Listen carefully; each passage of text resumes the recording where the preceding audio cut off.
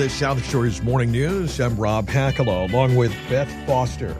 And this morning we're going to talk to local author. He is from Plymouth, Howard Freedman, the author of Making College Happen. He has been helping families with the second largest financial decision of their lives, college funding. He has worked with many students and parents over the years, and we're going to get into the issue of college and college expense and all the different costs that are related and how things have changed over the years as well. Howard, good morning to you.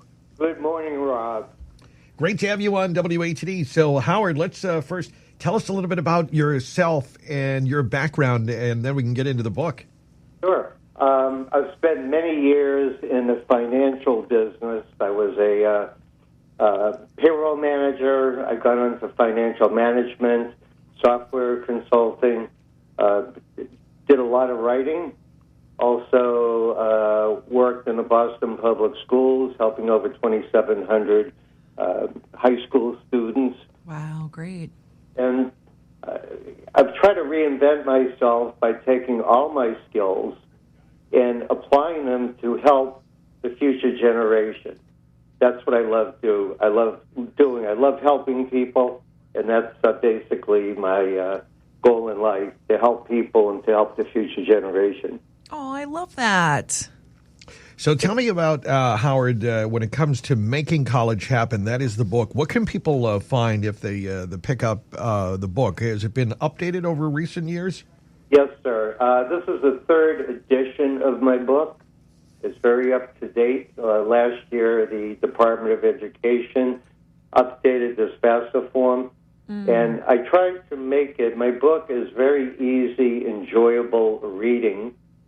The purpose of the book is really to give readers from all financial backgrounds greater confidence, optimism, and satisfaction because making more objective decisions. Its focus is not just on students, but all the people that the students are associated with.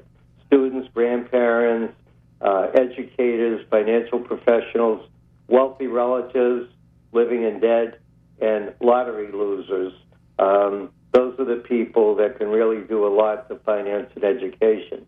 It's not a textbook. It's not meant to be. It's supposed to be enjoyable reading for those people who really want to get through a lot of the overwhelming material and just really be in control and to make savvy decisions. I think this is great. There's so much guidance needed for students about to take that big leap into college, because looking back at our own journey, you're 17 years old when you get the FAFSA forms, and you can't help but feel overwhelmed by the amount of information, asking your family, what do I do? And so I think having this book to explain everything, lay it out, really is just such an asset to the community. And what has been the feedback from people who have used your book, utilized it? People have, a lot of the feedback has been on Amazon. Most people said it's really, they've learned a lot. They found it enjoyable with a lot of humor, a lot of case studies I put in there, the things that people really shouldn't do. And I feel that it's been a very positive learning experience and a fun read. Unlike other books that are more textbook-driven, this book is really a good read where you can sit down and have a cup of coffee, pizza, or whatever, sit down and read it and say, hey, this is really a good book. Yeah.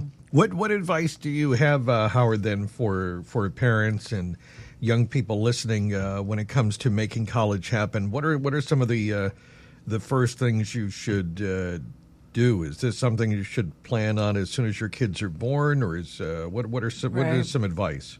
Well, it's not too early to say. I think, unfortunately, when people are young, or parents are young, they have other priorities, and college seems so distant to them.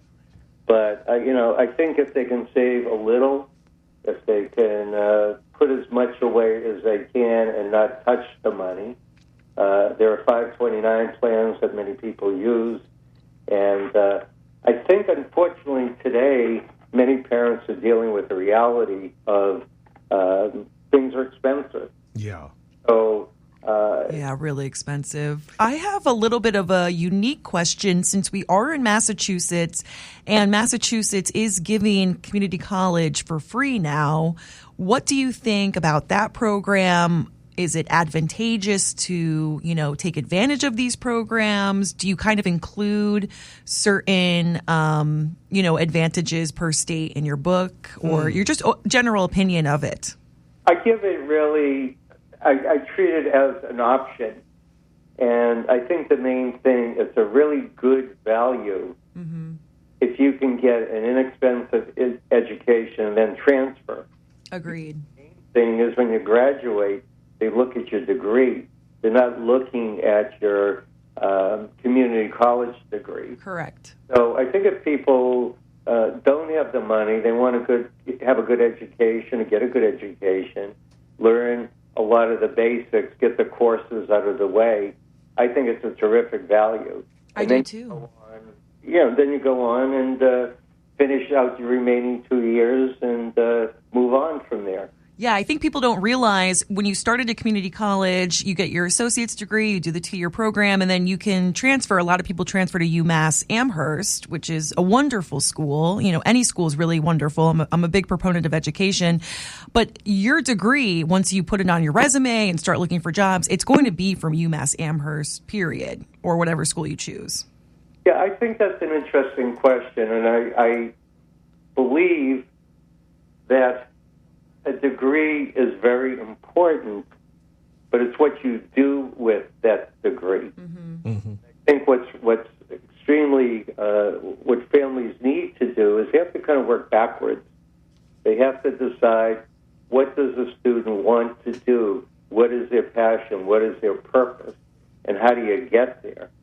I think after that, once you get that piece of paper and you work for an organization, you're going to learn again about how an organization functions and what skills you need to bring to it and what value you could bring to it. Many students that apply for employment, and I do cover employment, tell employers, I did this, I did that, I was in the arts club. But the main thing that they need to know is what value they can bring to the employer. Right. Sometimes it's incidental which college you go to. A very quick example is it worth it to get a degree at a very expensive school to get into teaching when you can go to Bridgewater State and get the same degree and still be a teacher? You're not necessarily going to make any more money, but you have to kind of look at what college you want to go to. I know, I'm living that life now. No, it's interesting. Yeah, where do you want to go? And I guess you're right. Where is this going to lead to? And that may decide what school to go to. But sometimes it is tough because maybe you don't know or you want to change. But I mean, it sounds like having a plan, Howard, would be the best thing. Yeah, being thoughtful. It's about return of investment too. And I think the last thing I would say, one of the things, parents get very, very uptight, scared, and nervous about the FAFSA form. It just freaks them out. It freaks them out. So when they do the form, they say, oh, the form is done, and I don't have to worry about anything. And what they don't realize, and what I do to help people, and what the book's all about, is there's an awful lot of other interfaces that you really need to work with to help you once the form is filed. Example, accountants, financial planners, educators, networking with students. That's what's important, to really get all those resources together to help make good financial decisions, and also look at the decisions in terms of what a parent needs to do, because as parents get older, they have financial needs. So it's a matter of really looking at the big picture, talking about it, having a discussion with the student, communicating, talk about what the parent can do, what's expected of the student, and then from there, you move forward. But communication's really important, setting goals, getting the right support you need, and don't make hasty decisions. Don't make decisions from the heart. make decisions from the head. Well, Howard Freedman, thank you so much. We're out of time, but we want to remind people his updated edition is available, Making College Happen, What You Need to Know to Pay for College. Howard Freedman, he's a local South Shore guy. He went to college around here as well, so it'd be great to pick up his book and get some of those words of wisdom. So thank you, Howard. Thank you. It was my pleasure. Thank you for the opportunity. Absolutely. Thank you. Howard Freedman with us this morning on WATD, BS in Business Management from Northeastern and an MBA from Suffolk University in Boston. Good Very schools. important topic, I will say. Yeah, that's a big one. Brings back a lot of memories.